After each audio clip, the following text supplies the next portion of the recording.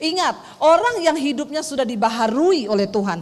Kau hidup bukan hanya untuk dirimu sendiri, tetapi engkau hidup bekerja keras sampai engkau dapat menolong dan memberikan sesuatu kepada orang lain. Itu baru hidupmu berdampak di mata Tuhan.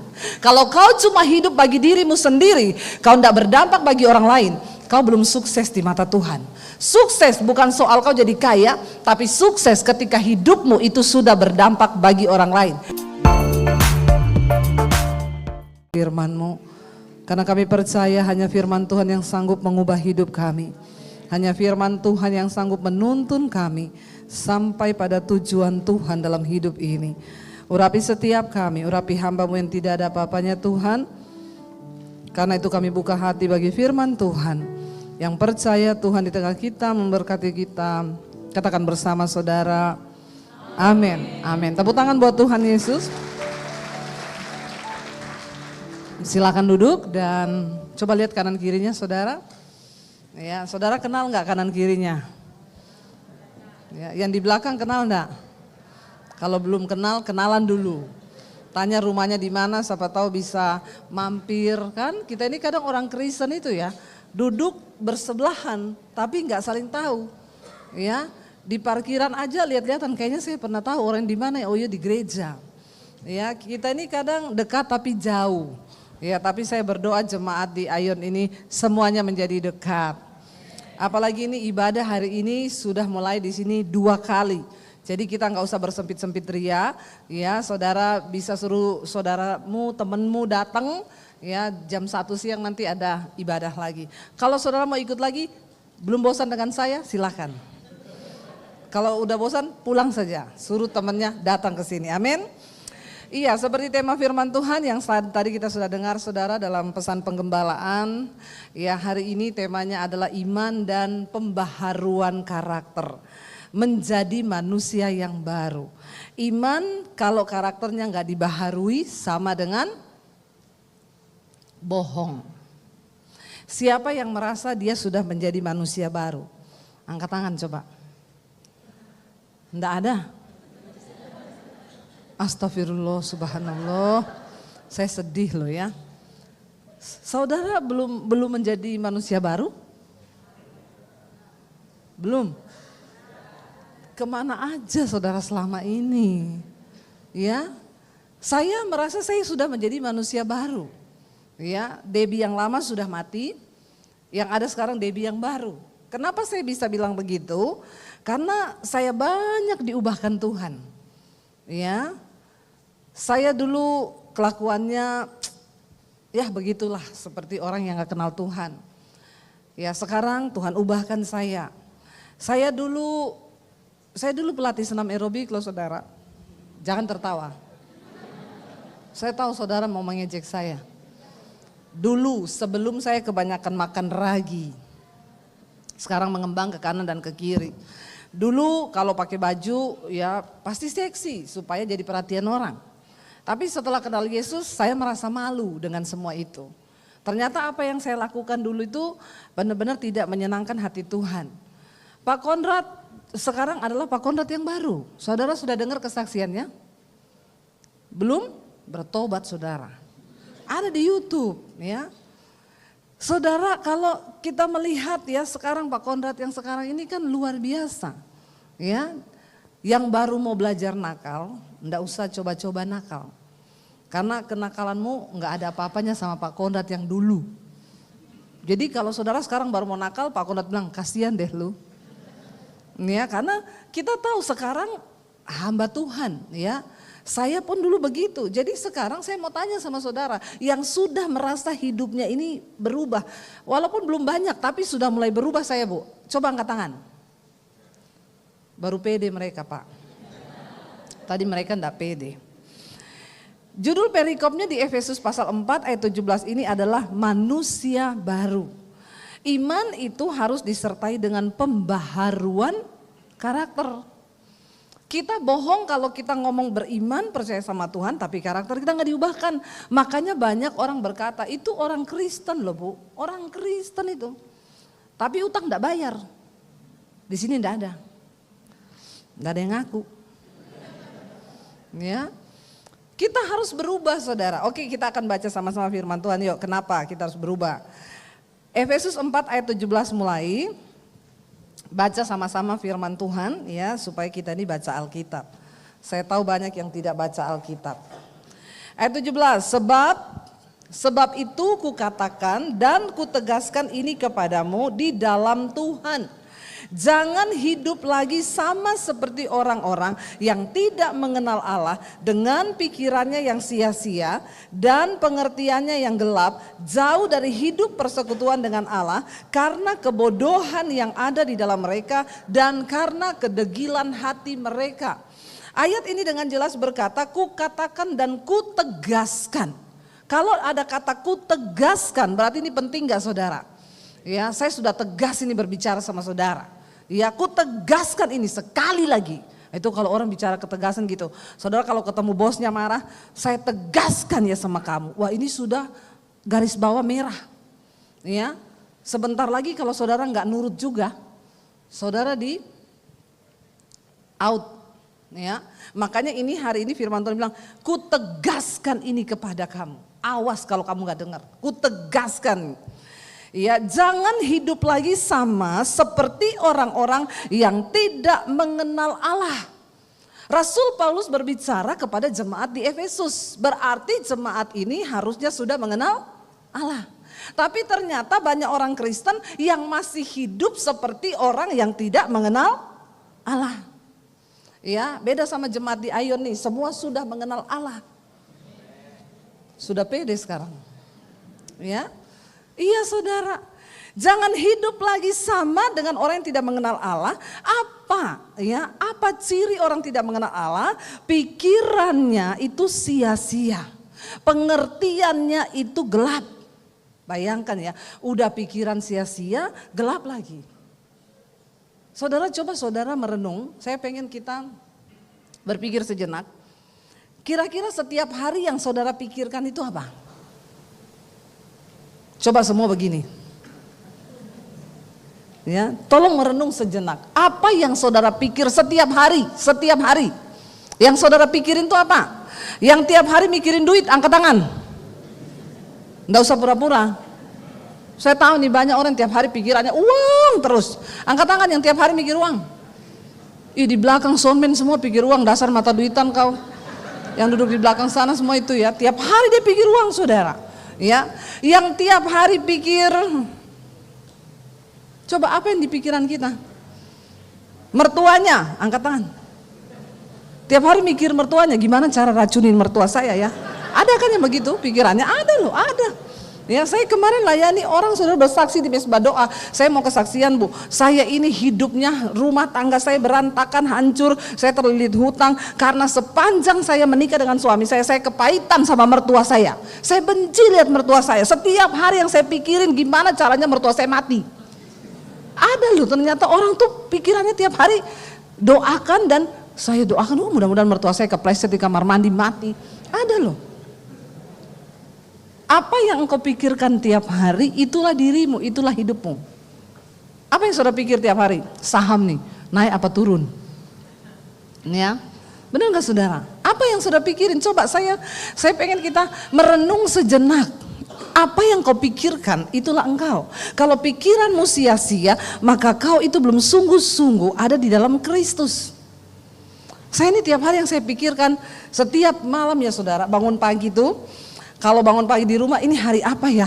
Saya ada pelayanan di mana ya? Tuh, ya. Kalau mau tidur malam, besok saya pelayanan di mana ya? Oh besok di Bogor, jam berapa ya? Oh jam ini, ya. Nanti hari ini saya pelayanan apa ya? Firman Tuhan ini apa ya? Yang saya pikirkan itu.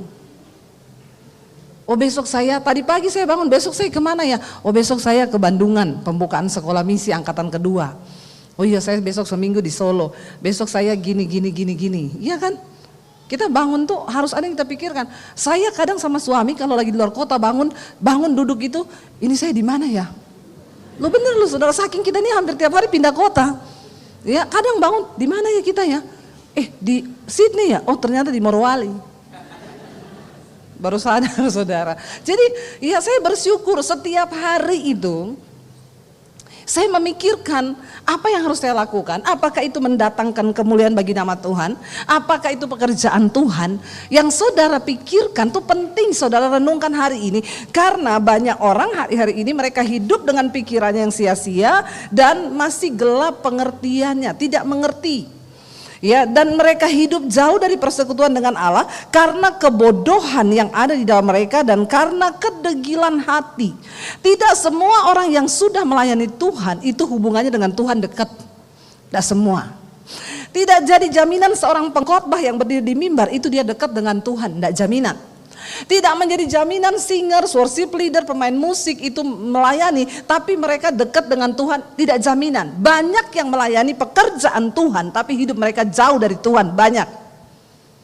Ya, tidak semua jemaat yang datang setiap hari Minggu begini dengerin saya khotbah ini dekat sama Tuhan tuh tidak semua. Ya, banyak yang hari Minggu ke gereja, ya, jadi malaikat di sini, begitu keluar jadi setan. Tapi bukan jemaat di sini. Semua di sini malaikat semua. Haleluya, amin. Insya Allah. Ya saudara, dikatakan mereka itu hidup jauh dari Tuhan dan mereka punya kebodohan. Orang yang pintar di hadapan Tuhan itu bukan, tidak terlihat dari dia S1, S2, lulusan cum laude, ya, atau S21, S23, sekarang Samsung sampai S berapa. Ya, tidak menjadi jaminan engkau S berapa di hadapan Tuhan. Karena banyak orang dia lulusan cum laude, tapi coba saudara tanya, kamu ngerti nggak kehendak Tuhan atas hidupmu apa? Apalagi anak-anak sekarang, hello, kehendak Tuhan please deh. Ya, boro-boro saya nggak ngerti apa yang kamu maksud, kamu bicarain apa? Banyak orang itu nggak ngerti waktu kita tanya tujuan Tuhan atas hidupmu itu apa? Jangan kau hanya berpikir lulus sampai S2, S21, S23, ya. Tapi pikirin coba rencana Tuhan atas hidupmu itu apa? Nangkep enggak saudara? Ya, ayat yang ke-19 dikatakan karena mereka ini hidup jauh dari Tuhan sehingga perasaan mereka telah tumpul. Dengan kata lain mati rasa. Ya, durhaka sama orang tua nggak tahu, sudah nggak sadar. Kemarin kita itu baca berita ya. 2 orang suami istri lansia meninggal di dalam kamar, tidak ada yang tahu sampai sudah berbau busuk. Ini di Indonesia loh, di Indonesia bukan di Afrika Selatan. Di Indonesia, kenapa bisa terjadi begini? Karena akhir zaman orang-orang itu hidup jauh dari Tuhan, perasaan mereka tumpul. Dia punya anak 3, tapi anaknya nggak pernah datang. Nggak pernah telepon, tanya kabar. Yang lebih aneh lagi tetangganya ini kan ngerti ada 2 lansia. Coba kalau sudah 1 hari nggak keluar, 2 hari nggak keluar, ketok pintunya tuh. Kan bisa diketok kan. Halo opa oma sehat di sana? Ya, kenapa sampai sudah berbau busuk? Itu kan berarti sudah 1 minggu atau berapa hari itu saudara. Sudah berbau busuk loh, baru ketahuan sudah meninggal. Kita perlu sedih hari-hari ini dengan apa yang terjadi di sekeliling kita. Kenapa hal itu terjadi? Karena orang-orang hidup jauh dari Tuhan, perasaan mereka tumpul. Tidak ada rasa. Tapi nanti kalau sudah mati anak-anaknya datang itu, mau urus sertifikat. Ya. Kalau saudara melihat ada keluarga yang hidup rukun sampai sudah menikah, punya anak, tetap makan bareng, pergi bareng, bisa dipastikan orang tuanya nggak punya aset. Halo, ya itu bisa dipastikan itu. Pasti itu orang tuanya nggak ada aset. Makanya keluarganya aman damai. Tapi kalau ada aset sudah itu ribut pasti. Ya saudara, kita berdoa supaya perasaan kita nggak tumpul. Lihat tetangga kanan kirimu dong. Ya, lihat loh ya. Ini kan maksudnya masih di kampung ya. Kalau sekarang kan memang perumahan di Jakarta itu sudah temboknya tinggi-tinggi ya. Itu memang ya sudah, jangankan rasa ya, tembok saja sudah mati rasa. Apalagi punya rasa, sudah ndak ada. Sehingga dikatakan orang itu kalau hidup jauh dari Tuhan, hatinya gelap, pikirannya gelap, mati rasa, sudah tumpul, nggak ada kepekaan, sehingga mereka menyerahkan diri kepada hawa nafsu dan mengerjakan dengan serakah segala macam kecemaran. Ya, orang-orang sekarang hidup dalam dosa, mereka sudah tidak merasa lagi, saudara. Bahkan tidak merasa berdosa gitu loh. Ya, anak saya cerita teman-temannya itu sering pergi dugem ya. Kalau dia bilang mereka diajak, ayo kita pergi dugem. Anak saya enggak lah, saya enggak pergi ke tempat begituan. Emang kenapa enggak pergi gitu? Kita kan di situ enggak berbuat dosa loh. Kita cuma duduk-duduk di situ, nikmati musik, gelap-gelap sambil kepalanya goyang-goyang. Tapi mereka tidak merasa itu bertentangan dengan kehendak Tuhan. Mati rasa, saudara. Bahkan menyerahkan hidup mereka, menyerahkan diri mereka, melakukan segala macam hidup mereka kepada hawa nafsu untuk mengerjakan dengan serakah segala macam kecemaran. Ya, ada orang-orang yang sengaja, udah nggak punya rasa, dia selingkuh, dia bohongi istri, dia apa, sudah nggak ada rasa. Dia pikir aman-aman aja, yang penting nggak ketahuan. Di sini tidak ada, nggak ada, di sana yang banyak. Ayat 20 kita baca bersama. Tetapi kamu bukan demikian. Ya, kamu bukan demikian. Kenapa? Karena kamu telah belajar mengenal Kristus, karena kamu telah mendengar tentang Yesus dan menerima pengajaran di dalam Kristus menurut kebenaran yang nyata dalam Yesus. Amin. Kita nggak demikian lagi, karena kita sudah mengenal Yesus, kita belajar mengenal Dia. Dan apa pengajaran yang benar di dalam Yesus itu? Yaitu 22 baca bersama. Yaitu bahwa kamu berhubung dengan apa? Kehidupan kamu yang dahulu harus menanggalkan manusia lama yang menemui kebinasaannya oleh nafsunya yang menyesatkan, supaya kamu apa? Dibaharui di dalam roh dan pikiranmu. Semua kita tanpa terkecuali, semua manusia harus dilahirkan kembali lewat roh, lalu pikirannya dibaharui. Ketika orang rohnya dihidupkan, kita tahu bersama Tuhan menciptakan kita ini serupa dan segambar dengan Dia. Manusia itu makhluk yang paling mulia. Tapi akibat dosa manusia rusak gambar diri Allah dalam diri kita. Makanya Alkitab berkata kita diciptakan serupa dan segambar dengan Allah. Dosa menghancurkan gambar diri Allah, kita semua berbuat jahat. Yesus datang ke dalam dunia, mati di atas kayu salib untuk mengembalikan gambar diri kita itu. Kita diciptakan di dalam Kristus lewat kematiannya, mengenal kebenarannya. Kita ini dikembalikan pada ciptaan yang semula lagi, yang sesuai dengan gambar Allah itu. Kamu berhubung dengan kehidupan lamamu, kamu itu harus ya dibaharui dalam roh dan pikiranmu. Dikatakan di sana, dan apa? Ayat 24, mengenakan manusia baru yang telah diciptakan menurut kehendak Allah tadi yang saya sampaikan itu, dalam kebenaran dan kekudusan yang sesungguhnya. Inilah ajaran Kristen, ini dasar dari pengajaran Yesus datang menjadi juru selamat. Dia ubah kita yang percaya menjadi kembali gambar diri Allah dalam diri kita itu sempurna. Katakan amin. Bagaimana caranya, saudara? Ini caranya. Yang pertama, kalau saudara mau dibaharui, baca bersama ayat yang selanjutnya. Kita baca 1, 2, 3.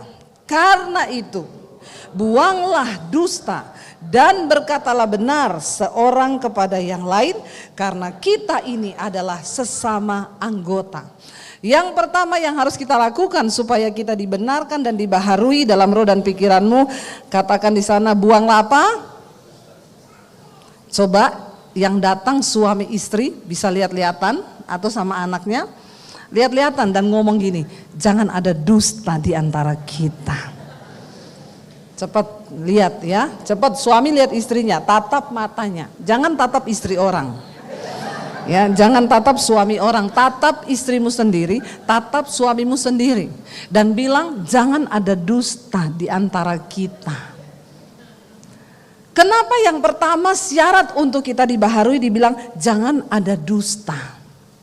Karena banyak orang itu hidup menyimpan dusta. Setiap kita ini punya cerita.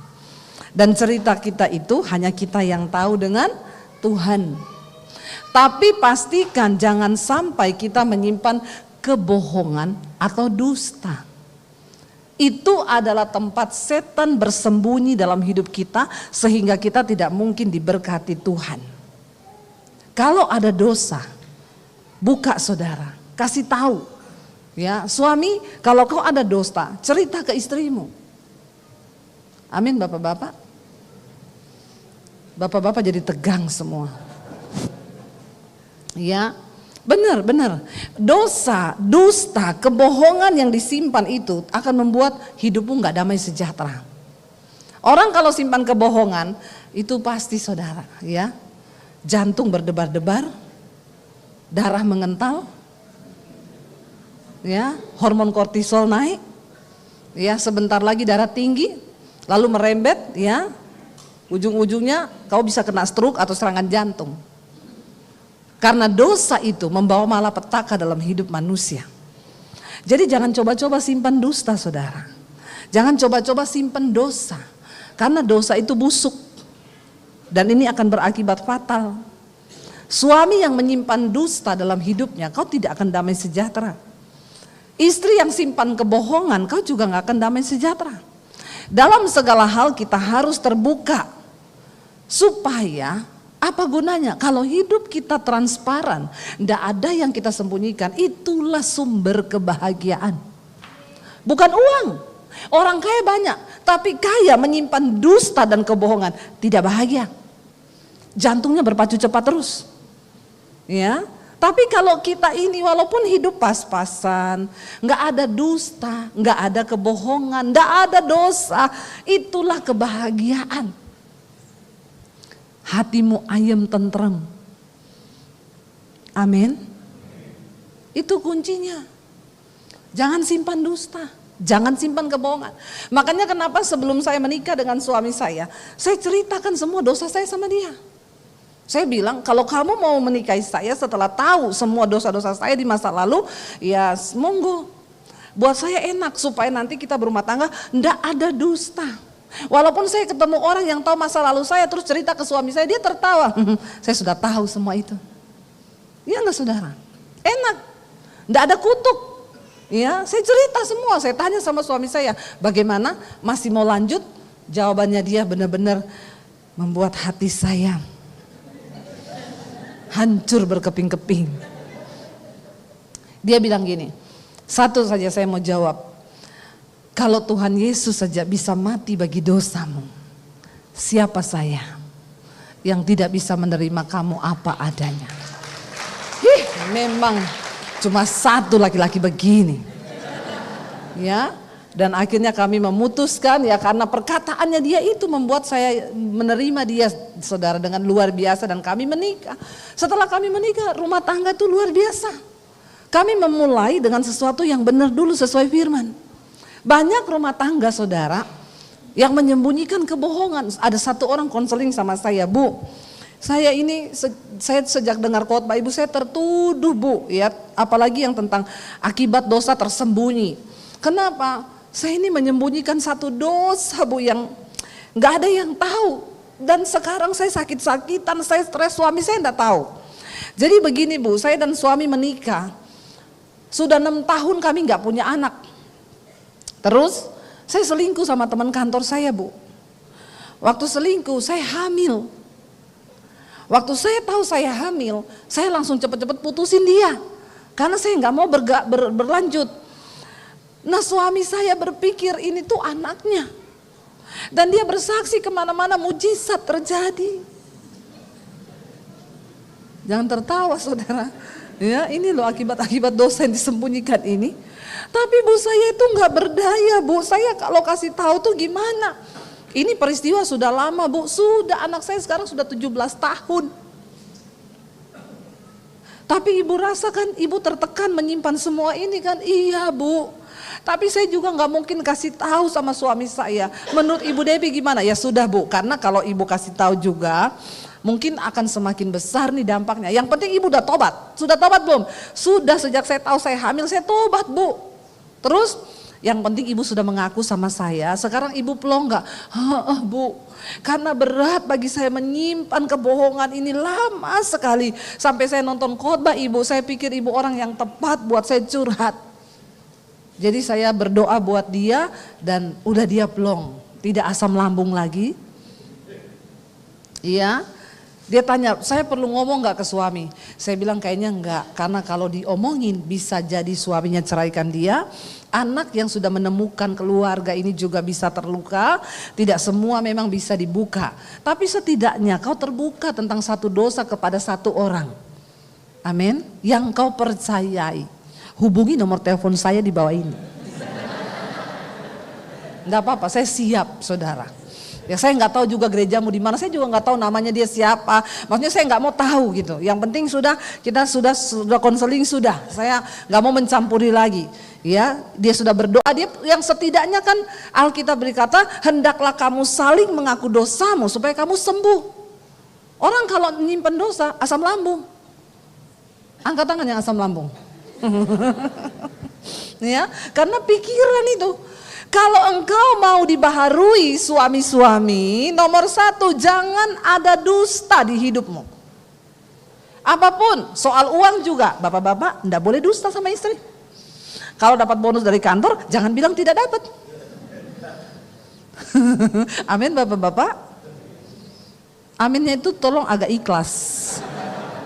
Ya ini banyak bapak-bapak yang dusta soal uang nih sama istrinya ini, saya tahu ini. Jangan ya, terbuka supaya enak, rumah tangga itu luar biasa. Ya kayak yang saya cerita, satu pejabat dia bertobat udah mau mati, dokter bilang kamu umurnya tinggal sekian bulan. Lalu dia berdoa, Tuhan saya mau sembuh. Tuhan bilang kamu mau sembuh untuk terus berdosa? Dia dengar suara Tuhan audible.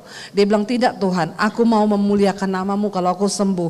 Lalu Tuhan bilang kalau kamu mau sembuh, satu, ceritakan semua dosamu ke istrimu. Waduh, dia bilang, kalau saya dengan penyakit ini tinggal 6 bulan lagi mati, kalau saya ceritakan ke istri saya bisa jadi tinggal beberapa hari lagi saya mati. Kalau nggak dikasih sianida, ya bahaya ini. Tapi dia pikir sama-sama mati. Ya, daripada sama-sama mati saya masuk neraka, iya. Lalu dia panggil istrinya, dia mengaku, dia cerita sama istrinya, saya mau pengakuan dosa sama kamu. Saya mau ajak kamu pergi. Dia bilang, ibu tahu 2 hari keliling kota Jakarta istri saya tunjuk. Di situ ada perempuan simpanan saya, di situ ada, di sana ada, di situ 2 hari keliling kota Jakarta, udah plus macetnya. Tapi dia nggak cerita berapa perempuan. Istrinya bilang, saya tahu suami saya bangsat bu, tapi saya nggak menyangka sebangsat itu. Bener. Ya, saking udah kaget istrinya, syok bener. Ternyata di tiap tikungan ada. Dia setia setiap tikungan ada. Istrinya terluka tapi dia plong. Dia selesai dia bilang kan aku juga mau mati.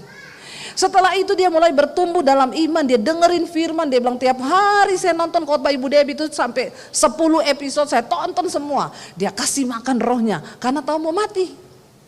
Tiba-tiba dia pengakuan dosa, dia bertumbuh dalam iman, rohnya dibaharui, sakitnya sembuh. Nggak jadi mati. Ya, dan sekarang dia benar-benar bertobat, dia nggak ulangi lagi. Dia hidup dengan suami, dengan istrinya, mereka cinta Tuhan. Ya sekarang dia tunjukkan buah-buah pertobatan. Itu saudara, makanya bapak-bapak jangan tunggu divonis dokter mau mati dulu. Baru bertobat, ya bertobat. Jangan ada dusta.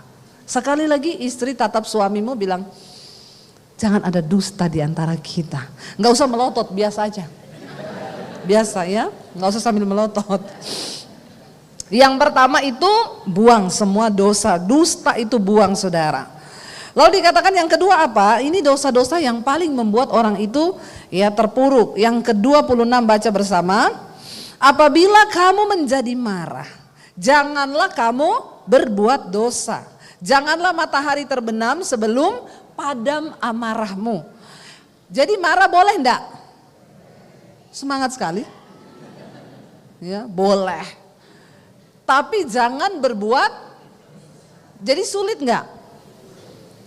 Marah boleh silakan, tapi enggak boleh buat dosa. Lah piye marah kok enggak buat dosa itu piye? Caranya itu gimana saudara? Marah tapi enggak berbuat dosa. Yang pertama, jangan ada kata-kata kotor yang keluar dari mulutmu. Semarah apapun engkau, berusaha tahan. Ya, jangan ada kata kotor. Yang kedua dikatakan jangan sampai matahari terbenam sebelum padam amarahmu. Tapi enggak usah ditunggu juga. Terbenam enggak ya? Tunggu 2 menit lagi. Masih marah nih, tunggu terbenam. Ya. Kalau kau tunggu-tunggu begitu, belum tentu matahari yang terbenam. Bisa jadi nyawamu yang dicabut. Daripada lagi marah, dicabut nyawanya, masuk neraka toh. Lebih baik gak usah lama-lama marah.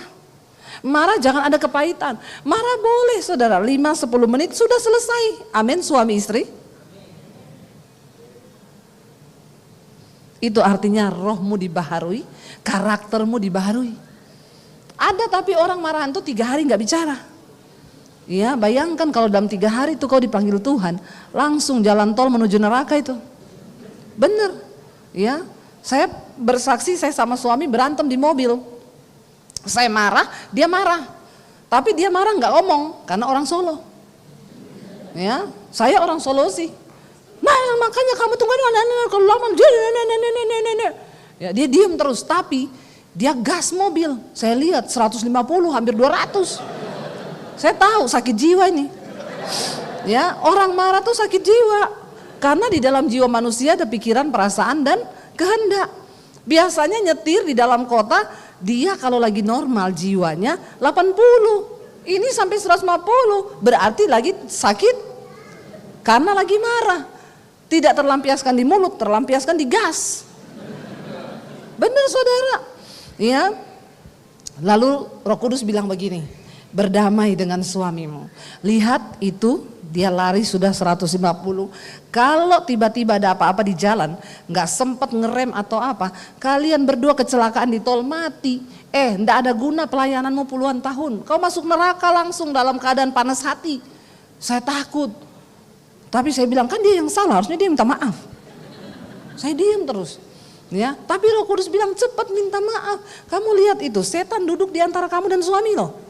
Saya lihat setannya giniin suami saya. Sakit jiwa. Habis itu setan giniin saya. Pendeta sakit jiwa. Ya, lalu saya bilang begini, oh ya iblis ya, kau yang ada di antara kami sudah cukup ya. Kau enggak boleh numpang di mobil saya. Di belakang ada truk, kau turun sekarang. Saya pegang tangan suami saya. Saya tadinya kayak orang kena stroke. Ya itu kalau sakit jiwa begitu loh saudara. Bayangkan cuma mau angkat tangan, pegang tangan suami kayak orang kena stroke. Turun lagi karena emosi jiwa. Ya ini kita loh. Ini saudara juga seperti itu kan. Nggak usah menertawakan saya, ngaku aja. Bedanya saya jujur sama saudara. Ya saudara pura-pura sok rohani saja kau. Ya padahal seperti itu juga kan. Bener saudara, saya tuh angkat tangan gini. Akhirnya saya tangking dalam nama Yesus. Setan jangan kau mempengaruhi kami ya. Saya dalam nama Yesus. Saya pegang tangan suami. Nggak usah ngomong maaf. Pegang tangannya kan dia udah tahu. Benar nggak? Kalau berat dari mulutmu mau ngomong maaf, pegang aja. Sudah menanggalkan emosi itu. Waktu saya pegang, suami saya lihat sama saya. Dia bilang, dari tadi kek. Ngomong gitu. Ya, nggak usah tepuk tangan, lakukan saja. Ya, nggak penting tepuk tanganmu itu di gereja. Yang penting kau melakukan firman itu yang lebih penting. Dia bilang begini, dari tadi kek, abis itu saudara, jiwanya normal tuh, gasnya turun, balik ke 80. Ah ini baru normal jiwanya. Kita lihat ayat yang berikutnya dikatakan saudara, ayat 27 dan jangan beri kesempatan kepada iblis. Kita nih suka kasih kesempatan sama iblis. Hati-hati saudara. Kenapa? Iblis itu, ingat kisah Ayub. Ketika iblis menghadap Tuhan, Tuhan tanya dari mana kau? Jalan-jalan berkeliling. Iblis itu kerjaannya suka jalan-jalan keliling-keliling. Jadi orang Kristen yang tiap hari itu jalan-jalan keliling-keliling. Temennya itu, temennya ya, temennya siapa? Ya, kalau kau suka jalan-jalan keliling tanpa sebab, tanpa alasan, nah itu temennya. Iblis bilang, aku dari jalan-jalan berkeliling. Tuhan bilang, kau sudah lihat Ayub? Sudah, saleh toh. Oh iya karena kaya gini. Iblis itu kerjaannya jalan-jalan keliling mencari kesempatan. Kenapa bisa ada suami yang bunuh istri? Saudara, iblis lagi jalan keliling, dengar suami istri berantem. Istrinya bilang, bunuh saja saya, bunuh. Wih, setan datang langsung. Bener, kita memberi celah kepada iblis. Kayak saya tadi di mobil, kalau saya itu ndak usir dia dari mobil saya, bisa jadi benar itu terjadi kecelakaan karena kita memberi kesempatan kepada iblis. Ada suami bunuh istri, dagingnya dijual karena memang memberi kesempatan kepada iblis. Istrinya tiap hari ngutukin suami, kerja kok duit cuma sedikit, tuh anakmu terlilit utang online tuh bayar sana. Suaminya itu emosi, dia beri kesempatan pada iblis, dia bunuh istrinya. Saudara, ini terjadi. Hati-hati, jangan pernah kau beri kesempatan pada iblis. Iblis itu sukanya jalan-jalan. Ya, saya pernah saudara dulu di rumah, ya saya lagi marah sama anak-anak tuh saya ingat, saya bilang, sudah tidak usah kacau-kacau begini, kita berdoa ya, makanya berdoa tutup celah buat iblis. Kita tengking dalam nama Yesus. Anak-anak saya juga, iya tidak usah kita tengking dalam nama Yesus. Tiba-tiba tetangga saya berantem lempar-lempar galon, saya bilang iblisnya pindah ke sebelah. Hati-hati saudara. Karena iblis, saya bilang loh tuh, untung kita tadi usir dia udah pindah ke sebelah tuh galon melayang, perang. Karena iblis itu sukanya jalan-jalan, lihat-lihat rumah. Ini orang Kristen, lagi berantem nih, kepahitan suami istri nih. Saudara, engkau enggak bisa lihat setan, tapi setan bisa lihat kau. Amin. Waktu kau buka kesempatan dia masuk. Ya, makanya jangan beri kesempatan pada iblis. Coba suami istri lihat-lihatan. Jangan beri kesempatan sama iblis loh. Lihat, coba lihat. Bilang jangan beri kesempatan sama iblis. Perlu begini di gereja, jangan cuma bilang Tuhan itu baik. Itu biasa. Ini perintah dari mimbar. Tolong lihat istrimu, pasanganmu, bilang, sayang jangan beri kesempatan sama iblis ya. Cepat ngomong. Ini saya perintah loh. Pada nggak mau ngomong lagi. Atau sudah jadi iblis semua? Ya, coba disuruh bilang begitu loh. Penting saudara, kita nih mempersenjatai diri, ngerti firman, ngerti peperangan rohani, supaya hidupmu itu nggak di bulan-bulanan sama iblis. Kita bisa marah, kita masih manusia, boleh marah tapi jangan berbuat dosa. Amin.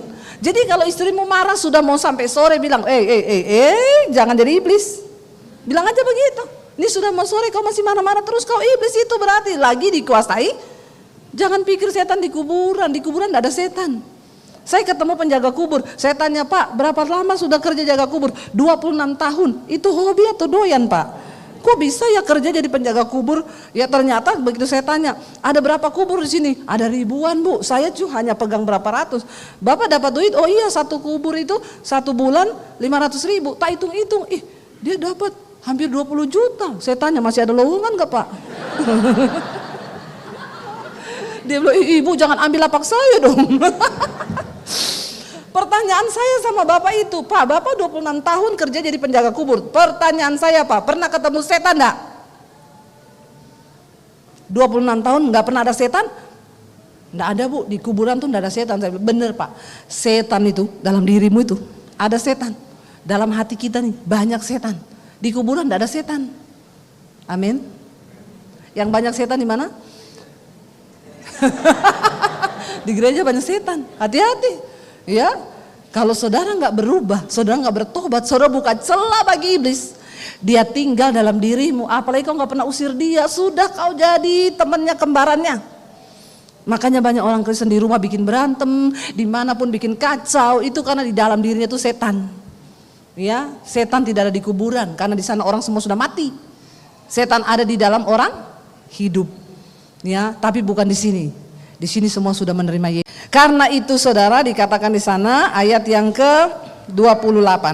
Orang yang mencuri janganlah mencuri lagi, tetapi baiklah ia bekerja keras dan melakukan pekerjaan yang baik dengan tangannya sendiri, supaya ia dapat membagi-bagikan sesuatu kepada orang yang berkekurangan. Ingat, orang yang hidupnya sudah dibaharui oleh Tuhan, kau hidup bukan hanya untuk dirimu sendiri, tetapi engkau hidup bekerja keras sampai engkau dapat menolong dan memberikan sesuatu kepada orang lain. Itu baru hidupmu berdampak di mata Tuhan. Kalau kau cuma hidup bagi dirimu sendiri, kau tidak berdampak bagi orang lain, kau belum sukses di mata Tuhan. Sukses bukan soal kau jadi kaya, tapi sukses ketika hidupmu itu sudah berdampak bagi orang lain. Saya mau tanya saudara, sebenarnya tidak akan ada orang miskin ketika kita ini sungguh-sungguh mau bekerja. Saya mau tanya sama saudara, kerjaan banyak nggak? Kenapa orang bisa nggak ada kerjaan? Yang pertama karena malas, yang kedua karena gengsi. Ya, sebenarnya kalau saudara mau bekerja, apapun pekerjaan itu banyak. Mau jadi tukang bersih-bersih, mau jadi apa, ada pekerjaan. Tapi orang Indonesia ini memang malas ya, gengsinya tinggi. Tinggi gengsinya saudara. Saya waktu jadi hamba Tuhan di Solo, kami berkekurangan. Saya sudah pendeta, saya khotbah. Saya tidak mau meminta-minta uang sama orang, karena itu mempermalukan nama Tuhan. Saya sama suami jualan jus di pinggir jalan. Jangan main dulu, nanti orang menangis. Belum waktunya nangis ini ya. Saya tahu sudah habis waktu, tapi tidak usah mengintimidasi saya. Saudara ya, saya jualan jus di pinggir jalan. Saya dipinjemin jemaat ruko, tapi bukan dalam ruko. Bu, saya pinjemin ibu di luar ruko ya. Kalau saya sudah tutup, ibu boleh berjualan di luar. Rukonya ditutup, saya dikasih satu lampu, saya jualan di situ pakai gerobak. Saya jualan jus dari sore sampai jam 12 malam. Orang datang beli, loh Bu Debi tuh, ya ibu kan hamba Tuhan. Iya, saya hamba Tuhan. Tapi ini adalah pekerjaan, ya. Kan nggak apa-apa kita bekerja daripada meminta-minta. Bikin malu Tuhan. Orang Kristen itu kenapa bilang gak ada duit? Malas, gengsinya tinggi, maunya mau langsung jadi direktur. Dia pikir sukses itu yang seperti itu. Engkau hidup berdampak saudara, pekerjaan banyak. Buang gengsimu, jalani hidupmu supaya hidupmu menjadi berkat dan nama Tuhan dipermuliakan. Saudara, di dalam hidup ini tidak dipungkiri kita manusia diciptakan sebagai makhluk sosial. Apa artinya makhluk sosial? Kita nggak bisa hidup sendiri. Kita membutuhkan orang lain dan mau atau tidak kita harus membangun hubungan dengan orang lain. Nggak ada orang bisa hidup sendiri. Di sini ada yang bisa hidup sendiri, angkat tangan. Ya, kalau saudara bisa hidup sendiri pasti saudara tidak ada di sini hari ini. Dan memang tidak bisa. Orang kalau mau hidup sendiri pasti apa saudara? Gila. Itu nggak bisa tidak, karena itu kebutuhan dasar manusia. Makanya kalau orang mulai menyendiri di kamar, tutup pintu, nggak mau ketemu orang, itu sebentar lagi pasti gila. Ya, karena dia menyalahi kodrat. Kodrat kita ini makhluk sosial. Makhluk sosial tidak bisa hidup sendiri. Harus membangun hubungan dengan orang lain. Ya, nah di sini saudara, untuk membangun hubungan dengan orang lain itu pasti ada seninya. Ya, hari ini subtemanya adalah seni bekerja sama.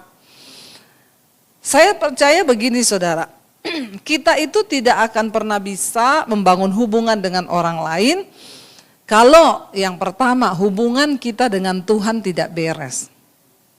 Itu selalu akan dilandasi pada itu dulu. Contoh, ketika Tuhan menciptakan Adam dan Hawa di Taman Eden. Adam itu seorang diri pertama kali. Saudara bisa bayangkan Adam diciptakan seorang diri. Walaupun banyak monyet ya tetap monyet. Nggak bisa diajak omong kan? Ngajak omong monyet coba gimana? Ya, Adam nggak bisa. Tidak ada teman yang sepadan. Lalu Tuhan berkata, tidak baik kalau manusia itu seorang diri. Aku akan menciptakan, memberikan dia seorang teman lain yang menjadi penolong.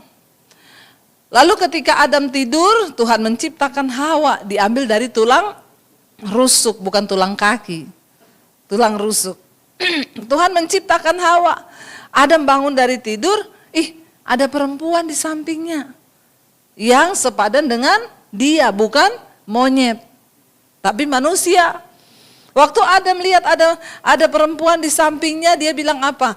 Inilah tulang dari tulangku, daging dari dagingku. Dia merasa ada teman. Akhirnya yang namanya setan tidak mau melihat ciptaan Tuhan ini kok sempurna. nggak sendiri, tetapi ada temennya. Lalu setan dalam bentuk ular mencobai. Dia goda Hawa, suruh makan buah itu. Dia tahu benar saudara, dia godanya perempuan. Karena dia sudah mendengar Tuhan berkata, aku menciptakan seorang penolong. Makanya dia tahu ini.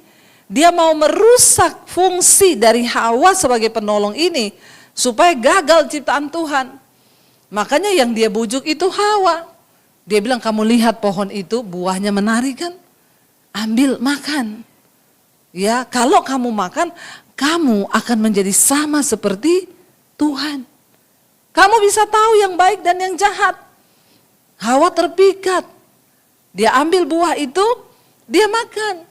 Lalu Alkitab berkata, waktu dia lagi makan buah itu, tinggal separuh, teringatlah dia akan suaminya. Laki-laki yang di sampingnya ini. Akhirnya dia kasih buah itu, dia ndak habisin. Nah berbeda kalau ular membujuk Adam. Adam ambil buah itu, Adam makan diam-diam, dia habisin sendiri. Dia tidak ingat Hawa. Dia makan sendiri habis satu pohon. Ditanya sama Hawa, makan apa? Enggak kok, enggak makan apa-apa. Tapi karena iblis mengerti benar Hawa diciptakan sebagai penolong, namanya makanya perempuan itu apa-apa ingat suami. Jadi suami kalau diingat-ingat istri itu jangan marah. Kalau istri WA, "Pah di mana?" itu artinya engkau diingat. Amin Bapak-bapak. Ya, kalau ditanya ya, lagi di mana, lagi apa, itu memang perempuan itu selalu ingat laki. Karena itu sudah kodrat diciptakan menjadi penolong. Justru kalau istrimu yang nggak pernah tanya-tanya kamu, hati-hati. Ya, istriku kok enggak pernah nanya di mana, ada lagi apa-apa. Itu berarti dia tidak berfungsi sebagai penolong atau sudah benar-benar pahit hatinya. Lalu saudara, ya, Adam jatuh dalam dosa bersama-sama dengan Hawa. Tuhan datang, dosa udah masuk dalam diri manusia. Waktu Tuhan datang, mereka takut bersembunyi. Adam ditanya sama Tuhan sebagai laki-laki yang pertama kali diciptakan Tuhan. Tuhan bilang, kenapa engkau melanggar apa yang sudah aku firmankan? Adam gak bilang gini, ini loh Tuhan, daging dari dagingku, tulang dari tulangku. Enggak, dia ngomong apa? Perempuan yang engkau tempatkan di sampingku ini loh. Saudara perhatikan ini, dosa yang pertama kali menghancurkan hubungan. Amin. Langsung berubah. Hubungannya langsung rusak. Ini loh, perempuan yang kau tempatkan di sampingku. Tadi waktu dia bangun tidur lihat ada Hawa, daging dari dagingku, tulang dari tulangku. Begitu dosa masuk, Tuhan tanya, jawabannya, perempuan yang engkau taruh di sampingku ini yang bikin aku berdosa. Padahal waktu iblis goda Hawa, dia juga ada di situ. Lalu saudara, akhirnya Hawa dilemparin tanggung jawab. Perempuan ini loh. Tuhan tanya, iya Hawa, apa yang sudah engkau lakukan? Hawa bilang, ular ini loh. Ya selalu setan yang disalahin kan. Dan setan itu yang paling nerima. Waktu dia yang disalahin ditanya, kamu benar ular? Ular cuma iya. Karena dia sudah nggak tahu mau lempar ke siapa lagi. Jadi kadang-kadang memang lebih bagus ular. Akhirnya menerima kesalahan. Akhirnya saudara, saya mau bilang di sini, waktu dosa masuk dalam hidup manusia, disitulah hubungan antar sesama itu rusak. Apa akibat dosa? Yang pertama menghancurkan hubungan kita dengan Tuhan. Yang kedua menghancurkan hubungan kita dengan sesama. Makanya orang kalau hidupnya bermasalah terus, coba cek manusia rohaninya. Itu pasti bermasalah dengan Tuhan. Kalau orang hidupnya dengan Tuhan hubungannya baik, maka hubungannya dengan sesama juga baik. Karena Alkitab bilang orang yang diurapi Tuhan itu dimanapun dia ada, ya di situ ada sukacita, ada damai sejahtera. Amin. Ya kayak saya ini loh. Ya, saya di mana itu orang senyum, orang ketawa saudara. Ya. Tetapi kalau ada orang datang terus membuat suasana jadi tidak enak, ini orang. Ini pembawa roh kuda merah. Apa itu kuda merah di Alkitab, kitab Wahyu? Pencabut damai. Nah itu rohnya. Orang lagi damai dia datang, jadi nggak damai tempat itu.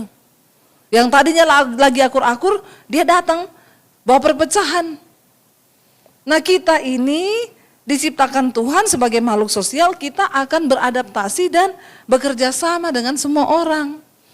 Termasuk di gereja. Ya, tetapi banyak orang yang justru kepahitan, terluka, tersinggung. Itu di mana? Nggak usah takut ngomongnya kenceng. Di mana? Saya ini baru pulang dari Toraja, dari Makassar. Kita buat seminar hamba-hamba Tuhan, antar gereja, antar denominasi. Di Makassar, ratusan, hampir 500 terkumpul. Di Toraja, 1.000, hampir 1.100 hamba Tuhan. Dari 30 denominasi gereja ikut seminar.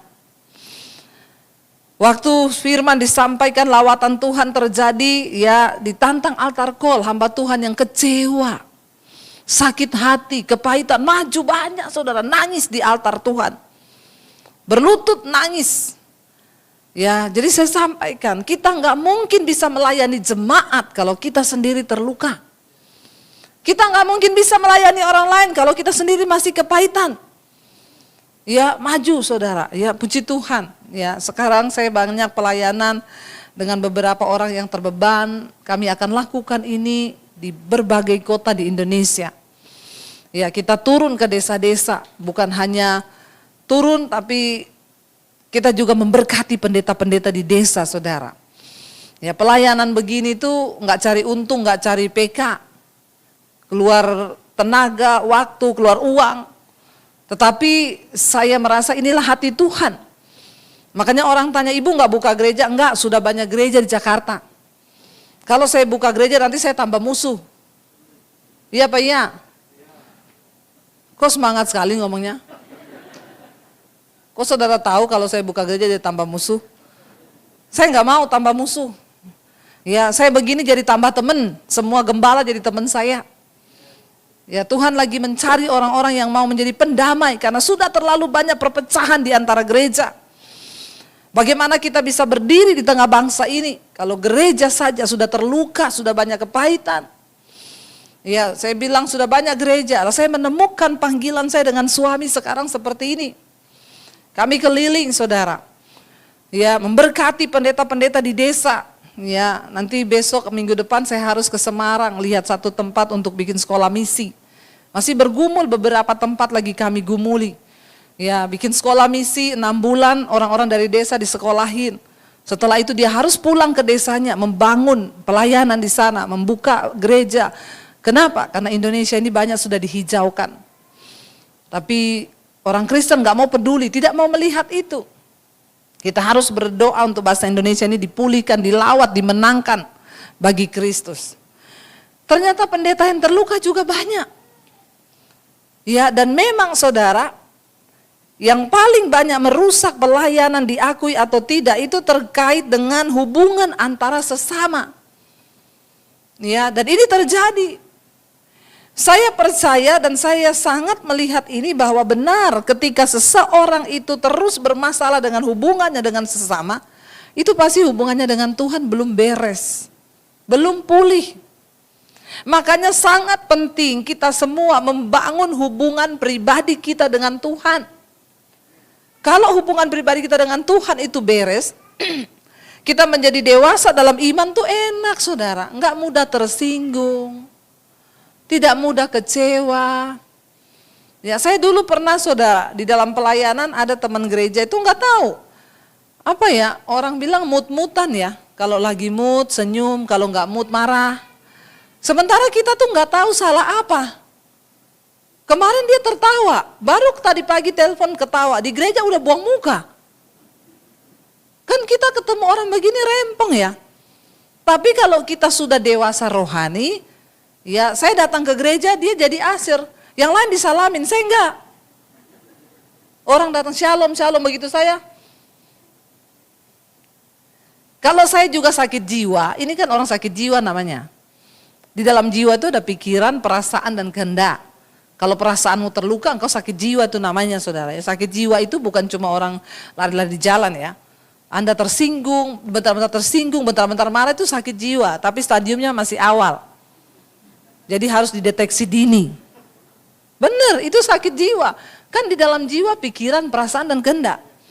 Waktu perasaan terluka berbuah kepada pikiran, akhirnya kehendak. Orang datang dia nggak mau salaman. Ya karena saya sudah sembuh jiwa saya nggak sakit. Kalau saya sakit, peduli amat lu, emang siapa lu? Saya nggak mau sapa juga. Ya karena saya sudah sembuh jiwa saya, dia buang muka, saya datangin, saya ambil tangannya. Shalom, kenapa buang muka? Enak kan saudara? Amin. Ya udah kayak begitu saja. Jadi kita itu hubungannya dengan sesama tuh enak. Apalagi kalau hubungan kita dengan Tuhan itu rusak, hubungan suami istri juga pasti rusak. Pasti. Kalau ada yang belum beres, ya saya ingat kemarin waktu saya baru pertama kali menikah ya, saya terikat dengan kepahitan. Saudara sudah melihat khotbah saya, kesaksian saya yang judulnya Aku Masih Terluka. Ya, sudah pelayanan tetapi aku masih terluka. Ya, luka itu saya rawat baik-baik. Saya balut di dalam hati saya. Sehingga apa dikit saya tersinggung karena ada luka. Orang itu kalau luka, ya orang mau sentuh begini dia sudah takut duluan. Padahal tidak ada maksud apa-apa, tapi dia sudah sensi. Ciri-ciri orang luka batin, apa-apa dikit tersinggung, apa dikit marah, apa dikit kecewa. Kemarin saya pelayanan di Makassar Toraja, ada jemaat yang datang, Bu Debi, kenapa? Saya mau minta maaf sama ibu, kenapa? Saya kepahitan loh sama ibu. Terus saya bilang gini, kamu kepahitan sama saya tuh enggak kenal kamu loh. Ajaib gak saudara? Ada orang kepahitan kita enggak kenal dia loh. Bisa kepahitan loh. Ini orang berarti kan, aduh sakit jiwa enggak? Kecuali saya sudah pernah omong-omong terus saya menyakiti dia lewat perkataan saya, dia kepahitan ya boleh lah ya. Saya bilang gini, Bu saya enggak kenal ibu kenapa kepahitan sama saya, bodoh ibu. Rugi ibu, saya enggak tahu ibu pahitin saya tambah manis. Ya enggak saudara? Rugi kita nih kepahitan. Terus saya bilang, ibu kenapa kepahitan sama saya? Saya kirim kesaksian sama ibu tidak pernah dibaca. Saya bilang ini kesaksian WA yang masuk di saya hampir 30.000 sekarang. Ibu tolong kasih tahu sama saya bagaimana saya bisa baca kesaksiannya ibu itu. Yang dibaca setiap malam itu hanya satu kesaksian. Lah ini yang masuk WA 30.000. Saya terbatas, saya manusia. Ada lagi yang aneh, Bu, WA saya kenapa nggak dibaca-baca? Oh ibu cuma pilih-pilih yang orang kaya ya? Terus saya bilang, bagaimana saya tahu orang yang WA ini kaya atau miskin? Kecuali dia bunyi, kaya ya, miskin, kin. Lah ya WA yang masuk semua WA. Saya nggak tahu orangnya kaya atau miskin. Wong kadang gambarnya cuma Raja Wali, ada yang gambarnya cuma gunung. Bagaimana saya bisa lihat orangnya itu kaya atau miskin, kecuali ada yang foto di Mercy. Saya bilang please deh. Tapi ya begitulah banyak orang sakit jiwa. Itu yang berhubungan tidak dua arah loh. Dia cuma kirim WA, saya nggak baca, belum baca di kesaksian. Bisa kepahitan sama saya. Saya nggak nonton khotbah ibu lagi dari situ. Astaga, saya bilang ibu yang rugi. Iya Bu, tapi setelah saya pikir-pikir betul juga ya Bu, itu yang masuk ribuan ya. Baru mikir kamu. Iya saya pikir-pikir iya, akhirnya sekarang saya dengerin ibu lagi. Ya kamu gak dengerin saya, yang rugi bukan saya, ya kamu yang rugi. Tapi ada orang-orang begini saudara, gak ada angin, gak ada badai, tersinggung. Bagaimana mungkin kita bisa membangun sebuah hubungan dengan orang lain kalau kita nih sakit jiwa. Makanya perlu hubungan yang intim dengan Tuhan yang sehat. Nah, saya dulu masih kepahitan, sudah pelayanan, menikah dengan suami saya loh. Bayangkan suami saya menikahi hamba Tuhan yang sakit jiwa. Loh benar. Akhirnya saya lahirkan anak saya pukulin. Saya hajar anak-anak saya. Kalau saya marah emosi saya pukulin. Sambil saya ngomong, kamu tahu mami dulu waktu masih kecil, gak ada apa-apanya dengan apa yang papi saya bikin ke saya. Itu terus yang keluar, kenapa? Karena saya kepahitan. Ya, dan saya bisa bayangkan suami saya waktu itu bagaimana perasaannya. Dia pasti akan ngomong, saya pikir nikah sama hamba Tuhan enak. Ternyata sama aja hamba Tuhan sakit jiwa. Iyalah, ya orang suami saya ini pendiamnya kayak begini, enggak pernah marah. Bisa-bisanya saya tersinggung sama kakaknya yang saya marahin dia. Lalu saya benturkan kepala saya ke tembok. Stres lah suami saya lihat istri kayak saya saudara. Tapi puji Tuhan, ya Tuhan tahu. Lalu Tuhan sembuhkan saya, suami saya layani saya doa pelepasan. Ya dilayani. Jangan ibu-ibu nanti minta ke suami saya pelepasan ya. Minta suamimu sendiri. Ya, lalu akhirnya saya dipulihkan. Waktu dipulihkan berubah semua. Hubungan saya dengan anak, saya nggak pernah lagi pukul anak. Ya, saya nggak jadi orang yang tersinggungan. Kenapa orang bisa di dalam hubungan bermasalah, di gereja bermasalah? Karena hatimu dengan Tuhan, rohmu belum dihidupkan kembali. Dan masih terlalu banyak orang Kristen yang hidup saudara masih membawa sampah di dalam dirinya. Itu yang menyebabkan kita ini seringkali gagal dalam membangun sebuah hubungan. Saya pengen kita baca Efesus 4 ayat 1 sampai 7. Ini ayat yang diberikan dari gereja. Efesus pasal yang keempat ya. Ayat yang pertama sampai ayat yang ketujuh. Firman Tuhan berkata, sebab itu aku apa? Menasehatkan kamu, aku orang yang dipenjarakan karena Tuhan, supaya hidupmu sebagai apa? Orang-orang yang telah dipanggil berpadanan dengan panggilan itu. Ayat 2, hendaklah kamu selalu rendah hati, lemah lembut dan sabar. Tunjukkanlah kasihmu dalam hal saling, stop dulu di situ ayat ini. Saudara, bagaimana supaya kita memiliki hubungan yang sehat dengan sesama dan memiliki di dalam seni bekerja sama dengan orang lain? Yang pertama dikatakan, hendaklah kamu selalu apa? Rendah hati. Ya, rendah hati itu apa saudara? Ya, enggak usah merasa orang yang paling penting. Ya, aku ini belum tahu siapa aku. Ya, enggak usah. Rendah hati aja tuh enak kok. Hidup rendah hati itu paling enak.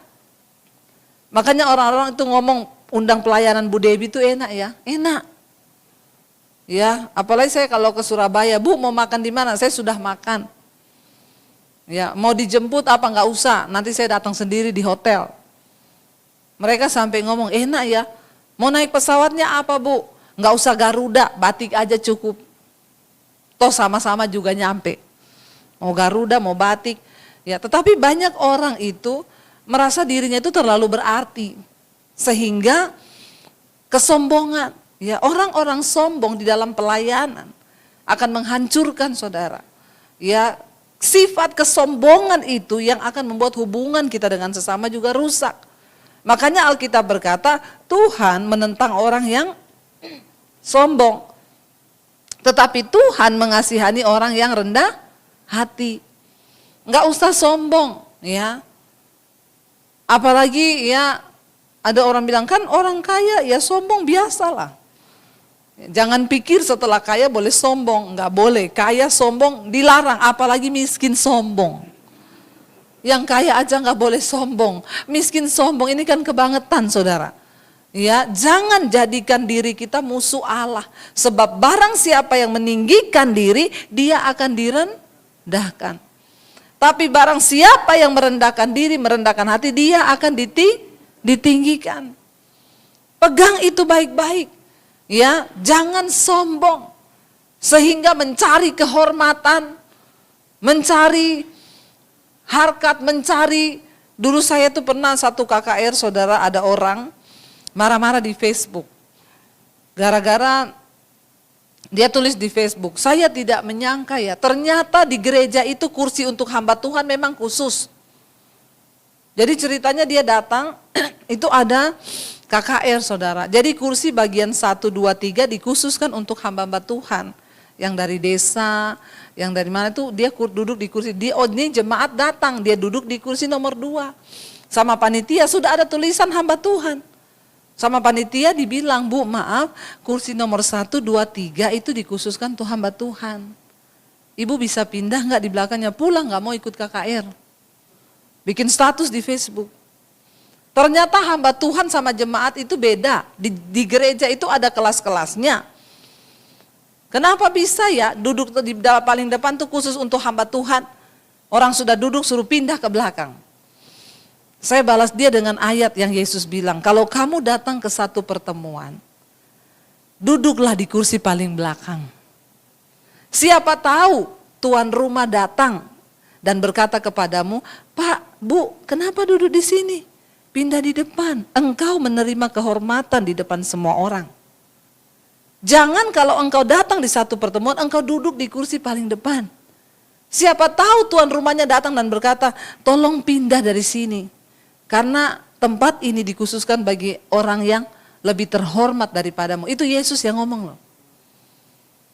Salahnya apakah karena di kursinya? Enggak. Salahnya pada kita sendiri kan. Makanya kalau datang, belum ada dikenal, enggak usah langsung duduk di depan. Ini bicara tentang sikap hati, kecuali di sini kan tidak ada tulisannya hamba Tuhan toh.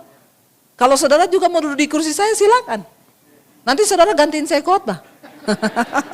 Kalau mau, saya kasih saudara. Ya. Jadi saudara, ini hidup ini kan makanya dikatakan rendah hati. Saya pernah diundang ke gereja, itu orangnya belum tahu muka saya, waktu itu belum zaman ada YouTube. Kalau sekarang muka saya diketahui semua orang kan, malah susah mau sembunyi sekarang. Biar di toilet orang minta foto. Rempong juga loh saudara.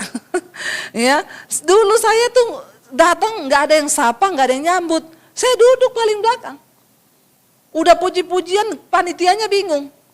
Telepon saya, Bu Debbie maaf ya ini sudah puji-pujian, ibu di mana? Saya bilang di belakang. Siapa suruh panitia nggak ada yang kenali muka saya. Waktu itu belum pakai masker lagi. Memang saya tidak terkenal.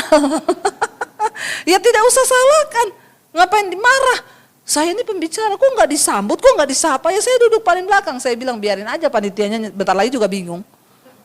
Ya lalu telepon bener, Bu ibu di mana ya, ini sudah pujian. Saya sudah datang dari tadi, di mana? Di belakang. Bingung mereka nyari-nyari, iya Bu Debbie duduk di depan Bu. Ya, jadi saudara kerendahan hati itu enak kita. Walaupun juga mungkin kita direndahkan, enggak apa-apa, terima aja, bersyukur. Waktu engkau direndahkan, maka engkau akan ditinggikan Tuhan. Tapi orang yang merendahkan, meninggikan diri akan direndahkan. Pegang ini dalam hubungan, dalam seni kita membangun hubungan dengan orang lain. Ya enggak apa-apa, rendah hati aja, Tuhan melihat hatimu. Lalu yang berikutnya tadi dikatakan apa? Ya biarlah kita memiliki kerendahan hati, selalu rendah hati. Yang kedua lemah lembut. Lemah lembut itu bukan kayak orang Solo ya. Jangan di pikiran saudara itu lemah lembut itu berarti orang datang, Shalom ibu, apa kabar? Itu lebay. Lemah lembut itu bicara tentang sikap hati. Artinya apa? Hatinya itu mudah berubah. Mudah berubah itu gini loh, walaupun orang bicara keras, udahlah nggak apa-apa, nggak usah ditaruh di hati lah. Ya, ada orang yang aneh, nggak apa-apa lah, orang memang dia aneh kok. Jangan disimpan di hati. Hatinya itu lemah lembut, mudah bertobat. Itu artinya saudara, lemah lembut itu mudah bertobat. Karena tidak semua orang yang omongannya halus itu hatinya juga halus. Ya, kalau kayak saya ini syarat masuk surga harus lemah lembut. Wah, saya udah nggak masuk surga duluan kalau yang shalom. Ya, saya aja kadang ketemu orang, apa kabar? Nggak ada lembut-lembutnya. Memang orang Sulawesi. Ya, makanya saya kadang stres. Suami saya bilang, saya belajar ngomongin sing halus kayak wong Jowo. Saya bilang, nggak bisa. Kamu ingat-ingat ngomong yang halus itu nadanya di belakang turunin. Lah saya ini kalau ngomong nada belakangnya naik. Bagaimana caranya saudara? Dia bilang pokoknya itu aja. Jadi kamu ingat-ingat. Kalau mau ngomong halus itu belakang turunin. Saya kan kalau ngomong, hey bagaimana kabar? Suruh belakang turunin. Jadi kadang-kadang saya belajar juga mempraktekkan. Kalau ajak suami saya, ayo kita pergi. Makan. Ya. Jadi bagaimana kamu? Sudah stres saudara, stres. Ya, namanya stres, mau belajar lemah lembut itu, ya tetapi yang dimaksud lemah lembut itu bukan soal omongan tok lemah lembut, tapi sikap hati. Walaupun orang bikin kita marah, bikin kita apa, sudahlah, anggaplah ya sudah.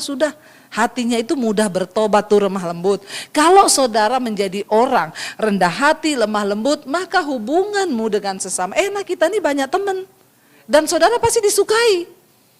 Ketimbang disinggung sedikit sudah terluka, Kita bikin yang enak-enak aja lah. Ya ada orang, Bu, dia ulang tahun loh. Saya kok enggak diundang ya. Bisa terluka loh saudara. Saya bilang, enggak usah ditaruh di hati ya. Mungkin dia juga cuma undang keluarga atau orang dekat. Coba segala sesuatu tuh dibikin positif. Orang yang hatinya lemah lembut tuh apa-apa tuh dibikin positif. Tapi kalau semua kita jadikan negatif ya sudah sakit jiwa saudara.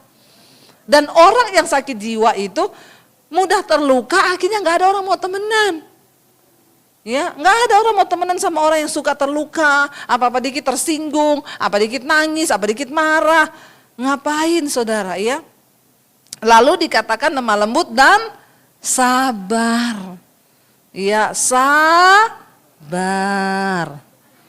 Ya, sabar itu panjang dan lama. Ya, itulah namanya sabar. Ya, sabar itu suami saya ini orangnya sabar. Sampai kalau marah itu ngomong, aku boleh marah? Ini luar biasa saudara sabarnya itu ya. Ngomong aku boleh marah enggak? Saya bilang marah-marah aja, enggak usah permisi. Mau marah aja permisi, aku mau marah. Ya, sabar. Memang mungkin kalau sabar tuh kita banyak belajar dari orang Solo lah, orang Jawa. Ya itu sabar memang. Kakinya diinjak, gimana? Mas, kaki masnya di atas kaki saya. Ya, itu kalau orang Solo. Kalau orang Sulawesi kakinya diinjak, kaki masih dipakai. Minggir. Nah itu orang Sulawesi. Ya tapi orang Solo begitu, Mas maaf ya, kaki masnya di atas kaki saya.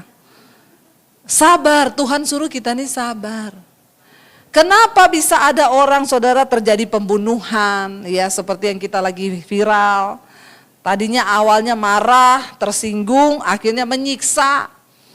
Ini sangat keji ya, sampai tangannya dipatah, ya tubuhnya dilukai, sampai akhirnya ditembak mati. Kenapa? Ya itu karena tidak ada kesabaran. Meledak-ledak, akhirnya iblis masuk di dalamnya. Orang itu kalau nggak sabar biasanya langsung dikuasai iblis. Berusaha, kalau kita dengar sesuatu, kita dapat sesuatu, tarik nafas dulu. Buang dari mulut. Iya, atur adrenalinmu. Dengar kabar apa-apa, jantung berdegap. Nah, ini tanda-tanda orang nggak sabar. Ya, dalam segala hal itu harus sabar, memutuskan sesuatu sabar, berdoa dulu, jangan terburu-buru.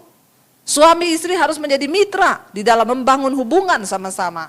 Ya kalau kita sabar, ya dan dikatakan di sana tunjukkanlah kasihmu dalam hal saling membantu. Kalau kita ini jadi orang yang suka menolong orang lain, kira-kira orang seneng nggak saudara? Seneng, tapi nggak usah ada pamrih. Ditolong biar orang terima kasih atau cari nama. Kalau saudara nolong aja. Nggak usah pengen orang terima kasih ya, apalagi diumumkan di Facebook. Nggak usah. Kita ya udah bantu-bantu aja selesai, nanti Tuhan yang balas. Ayat yang ketiga berkata, dan apa? Berusahalah memelihara kesatuan roh oleh ikatan damai sejahtera. Siapa yang usaha? Kita. Memang untuk membangun hubungan dengan sesama itu harus ada usaha dari kita untuk memelihara kesatuan. Jangan dihancurkan kesatuan itu. Di dalam satu grup, enggak usah bisik-bisik. Ini roh pemecah belah. Kalau saudara enggak suka dengan si A, datangi si A. Kamu tahu enggak kita ini gini. Ya, terus saya tuh enggak suka dengan cara kamu gini-gini, tapi kita sama-sama maju ya, doa yuk. Daripada saudara enggak suka sama si A, saudara mengkamiri B, C, D, E, F, G, H, I, J. Ini orang yang tidak memelihara kesatuan. Ya, terus mari kita memelihara dengan apa menjaga kesatuan? Ikatan damai sejahtera. Kenapa kita harus jaga damai sejahtera? Karena damai sejahtera itu produk kerajaan Allah. Orang yang hidup dalam damai sejahtera. Ini tepuk tangannya kok kurang sponsor gitu ya? Saudara, ya iblis boleh merampas semuanya dari hidup kita. Selama masih ada damai sejahtera, engkau adalah pemenang. Bahkan lebih daripada pemenang. Apa yang dicari dunia hari-hari ini? Damai sejahtera. Apalagi engkau suami istri setiap hari gandengan tangan. Kita berdoa dalam nama Yesus. Kita jaga damai sejahtera dalam rumah tangga kita. Setan tidak bisa memecah belah kita. Begitu saudara. Gandeng tangan setiap hari berpelukan suami istri. Amin Bapak Ibu. Ini aminnya aku tidak rela ya. Saya sama suami ya setiap hari kami berpelukan. Kadang 1, 2, 3 kali. Ya berpelukan saudara. Berpelukan aja, Tuhan terima kasih buat suami, buat istriku. Enggak apa-apa berpelukan. Itu kita menjaga damai sejahtera dalam hidup kita. Supaya enggak mudah pecah, enggak mudah berantem. Lalu ayat yang keempat berkata di sana, kenapa saudara? Karena kita ini satu tubuh, satu roh. Sebagaimana kamu telah dipanggil kepada satu pengharapan yang terkandung dalam panggilanmu. Saya mau lihatkan kepada saudara, kenapa iblis berusaha saudara untuk memecah persatuan kita. Coba kita buka bersama Matius ayat pasal 18 ayat yang ke-19. Matius pasal 18 ayat ke-19 ini loh. Makanya iblis tidak mau kita bersatu di gereja, di rumah, di keluarga. Baca bersama. Dan lagi aku berkata kepadamu, jika 2 orang daripadamu di dunia ini sepakat meminta apapun juga, permintaan mereka itu akan dikabulkan oleh Bapakku yang di sorga. Sepakat artinya bersatu. 2 orang bersatu, sepakat, hidup beriringan, hidup berdampingan, tanpa pecah belah, tanpa pertikaian. Engkau berdoa meminta apapun, Tuhan bilang pasti akan dikabulkan oleh Bapa. Suami istri, maukah doamu dikabulkan? Hidup sepakat bersama. Jangan banyak berantem. Ini Alkitab yang ngomong. Saya sudah buktikan. Waktu saya dan suami bersepakat, kita minta apa, itu Tuhan beri. Katakan amin. Ayo, ya kenapa? Marah, pertikaian, berantem, menghalangi berkat Tuhan turun atas hidupmu. Saya kemarin ketemu pengusaha di Makassar, luar biasa. Saya bilang, Pak, apa tips Bapak diberkati? Punya mall, punya supermarket 14. Satu mall aja pegawainya itu 1000 lebih. Ya, saya tanya apa kunci Bapak diberkati? Setiap hari saya cium istri, saya peluk istri, Bu. Karena Alkitab berkata, waktu suami itu peluk istri, sayang istri, doamu tidak terhalang. Bapak-bapak bilang amin yang kenceng. Enggak usah marah. Biasa aja. Ya. Ketika engkau sayang istri, peluk istri, cium istri tiap hari, Tuhan bilang, maka doamu tidak terhalang. Apa yang membuat doamu terhalang? Yaitu marah-marah, berantem, benci, apalagi sama istri. Nggak sayang istri, ya udah doamu nggak dijawab. Jadi bapak-bapak dan ibu-ibu saya berdoa supaya kita punya jiwa yang sehat, kita membangun hubungan yang sehat, supaya hidup rumah tangga kita juga sehat dan diberkati Tuhan. Mari kita bangkit berdiri bersama, kita berdoa. Terima kasih Tuhan, kami mengucap syukur karena kami tahu kami dipanggil untuk hidup dalam damai sejahtera, untuk hidup di dalam panggilan kami. Firman Tuhan berkata, biar kami rendah hati, biar kami sungguh-sungguh menjaga damai sejahtera, kami sungguh-sungguh belajar menghormati orang lain, kami sungguh-sungguh belajar menaruh harapan-harapan kami hanya kepada Tuhan dan bukan kepada manusia, supaya kami melihat perkenanan Tuhan turun atas hidup kami. Berkati setiap rumah tangga, berkati setiap kami Bapa. Kami berdoa hubungan-hubungan kami yang kami bangun menjadi hubungan yang sehat dan memuliakan Bapa di sorga. Di dalam nama Tuhan Yesus kami berdoa mengucap syukur, sama-sama katakan amin.